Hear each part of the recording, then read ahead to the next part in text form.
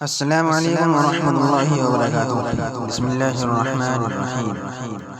ایک بار ہم میاں بیوی ساتھ بیٹھے زندگی اور موت کی باتیں کر رہے تھے۔ میں نے کہا، بیگم، میں ایک زندہ لاش کی حالت میں کبھی نہیں رہنا چاہوں گا۔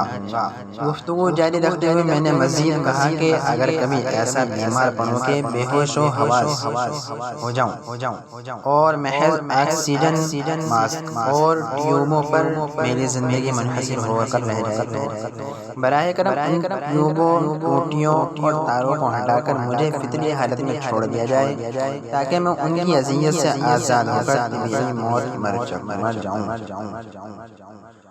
بیوی تھوڑی دیر تک مجھے چپ چاپ دیکھتی رہی، پھر بڑے اطمینان سے اٹھی، ٹی وی کیبل کا تار ہٹا دیا، کمپیوٹر ڈسکنیکٹ کر دیا، موبائل سوئچ آف کر دیا اور انٹرنیٹ کا وائی فائی بھی بند کر دیا۔ یوں اس نے مجھے جیتے جی گویا اس نے مجھے جیتے جی مار ڈالا۔ اخلاقی سبق: بولنے سے پہلے سوچ لیا کیجیے۔ خاتون خانہ کی سوچ کا رخ کسی بھی طرف ہو سکتا ہے، اس کی ذہانت کو کم نہ سمجھیں۔